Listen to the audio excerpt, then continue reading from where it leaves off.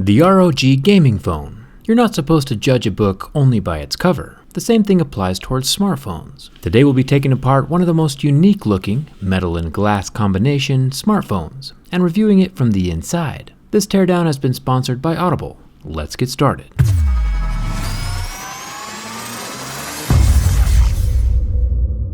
The ROG gaming phone from Asus is actually a pretty over-engineered and complex phone to disassemble. The oddly shaped back glass panel makes things a bit more complicated, but it looks pretty awesome. Heat is, as always, our best friend while softening adhesive, and a little persuasion from my razor blade and metal pry tools can help quite a bit. Heating up the glass when the adhesive cools down and gets hard, and then shimmying my razor blade around the edges to slice through the sticky stuff. The weird metallic growth on the side of the phone makes for some pretty awkward angles, but I still managed to get the glass off in one piece. Lifting the rear glass upwards as to not put any pressure on the fingerprint scanner ribbon, it's a little Lego-style connector that's hidden under a tiny rubber pad. I'll unsnap that connector and release the back glass. After dealing with so many boring rectangle phones, it's nice to see something different. Asus is definitely pushing the aesthetic limits of this smartphone design. It stands out for sure, especially with the transparent light-up logo. Before we get any farther, we have 13 normal Phillips head screws holding in the back plastics, 11 of which are visible, and 2 of which are hidden under this, what should we call it, this metal protrusion. The thing is, it's not exactly metal, it's more of a thin shell, about as thick as the sidewalls of an aluminum pop can, meaning that it's really more for aesthetics than anything else. The 3 little black circles you see are vents leading directly down to the motherboard, but the visible exterior copper portion is only for decoration. I'll explain more in a second. First, let's look at this white pad that fits underneath the transparent logo. Remember how I said the logo was really dim during the durability test? That's because there is no backlit LED lighting things up. This is a piece of plastic, so when light shines through it at an angle, like it did with my wall-mounted PC I built a few years ago, it catches the logo in the plastic center and reflects out. The 2 side LEDs shine in at different angles to illuminate the whole piece of plastic. It works, but it's still a far less bright method than the backlit LED like we saw inside the Razer Phone 2.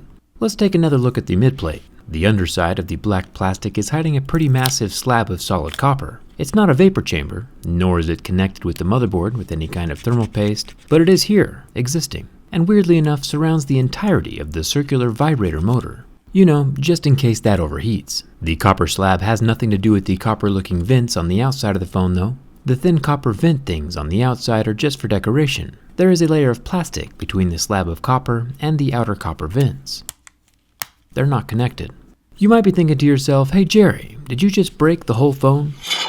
And nope, I did not. The phone actually works just fine, even without the copper plate or decorative exterior metal. I mean, look at how good this Audible app is opening right now. See what I did there? Huge thanks to Audible for sponsoring this teardown. The book I'm currently listening to is called Ender's Game, a best-selling classic about leadership while fighting space aliens. You know, the good stuff. Normal narration always seems a bit slow, so I bump it up a tiny bit and listen to Audible while I'm driving or running outside. Audible has something new called Originals. Originals are content that's only found on Audible. You can get your first audiobook for free when you try Audible for 30 days. Visit audible.com/jerryrig or text the word jerryrig to 500-500. You get to keep your free book even if you decide to cancel.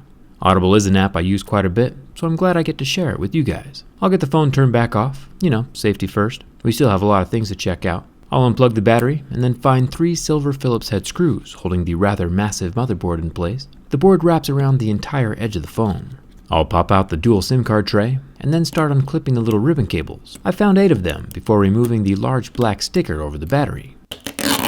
Unclipping that last ribbon cable for the screen, and then the whole motherboard was able to lift up and away from the phone body. 1 tiny dollop of silver thermal paste connects the processor to the copper pad on the frame below. Supposedly this copper pad is connected to a vapor chamber, but it's hidden below the rest of the frame, or sandwiched under the screen, so there's no way of telling how big it is. The 2 side USB-C ports are built into the motherboard. These are for connecting all those additional accessories like the external fan. The rear-facing camera is uncharacteristically secured to the frame of the phone with 3 screws. Asus is rocking a 12 megapixel main lens with optical image stabilization, thumbs up for that, and an 8 megapixel secondary wide-angle camera that can fit more scenery into a shot, but does not have optical image stabilization. The front-facing camera is an 8 megapixel little guy with no OIS. Fun fact though, the optical image stabilization is done with little magnets inside the camera's metal housing. You can see how it attracts my screw as I try putting it back together. The bottom of the phone has one silver screw holding the loudspeaker in place. It projects the sound forward and out of the front-facing speaker grill. It's got the gold contact pads on the back that communicate with the motherboard. We also have a headphone jack with a super long ribbon cable tail that reaches underneath the loudspeaker over to the motherboard. The charging port is a cute little guy, USB-C, with a rubber water-resistant ring around the outside. The ROG phone has no official IP rating, but it's nice to see some steps were taken towards keeping water out. The little coin-style vibrator motor is tucked here next to the gold battery, which looks like it has some pull tabs down at the bottom, but they do break at first pull, and are also unsatisfyingly silent during the removal process.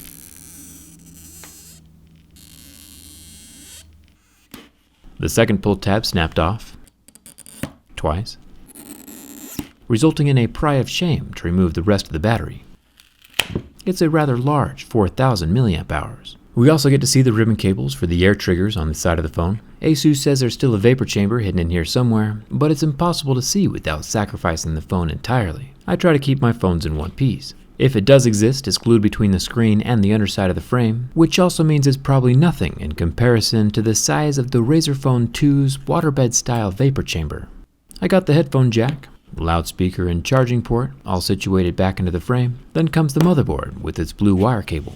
The tricky part with a circuit board this big is lining up all the ribbon cables so they don't get pinched underneath the board when I set it in place. There's a lot of ribbon cables to plug back in, including the battery. The little LED ribbon plug that lights up the back logo is a bit different. That guy plugs in and gets latched down with a little plastic lever and some tape on top to secure it. Then the whole back plastic panel can plop in place with its decorative copper. The thin plastic strip to the left of the battery tucks between the buttons and the battery itself to provide something for the power button to push against. I'll get the 13 screws back in place, get the fingerprint scanner plugged in, and the white plastic LED reflector positioned back in front of the LEDs. And now it's time to see if the ROG phone can handle being dissected and reassembled. I imagine a teardown is rather stressful for these pocket computers. Totally nailed it with that back metal cover. You can hardly tell the phone's been opened up. Everything still works, even the accessories. Not too bad.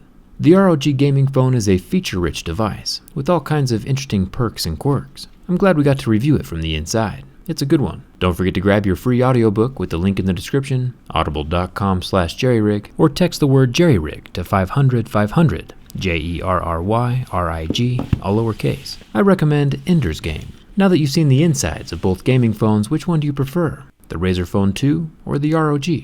Thanks a ton for watching. I'll see you around.